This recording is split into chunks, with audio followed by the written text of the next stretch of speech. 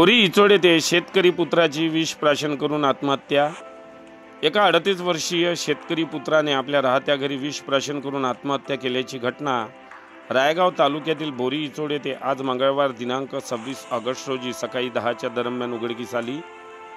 वितुल बंडूजी महाजन वय 38 वर्ष राहणार बोरी इचोड असे विष प्राशन करून आत्महत्या करणाऱ्या शेतकरी पुत्राचे नाव आहे। मिळालेल्या माहितीनुसार वितुलने पहाटेच्या दरम्यान आपल्या राहत्या घरी विष प्राशन केले होते, त्यामुळे त्याला तात्काळ वर्धा जिल्ह्यातील मेघे सावंगी येथे हलविण्यात आले होते।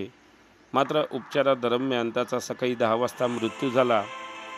वितुल हा वडिलोपार्जित शेती करायचा, मात्र गेल्या काही दिवसापासून सततची नापिकी व कर्जबाजारीपणामुळे वितुल हा विवंचनेत राहायचा। त्यामुळेच वितुलने विष प्राशन करून आपली जीवनयात्रा संपविली असल्याचे गावातील नागरिकांमधून बोलले जात आहे। त्याचे पश्चात आई वडील, पत्नी, एक मुलगा, भाऊ असा आप्त परिवार आहे।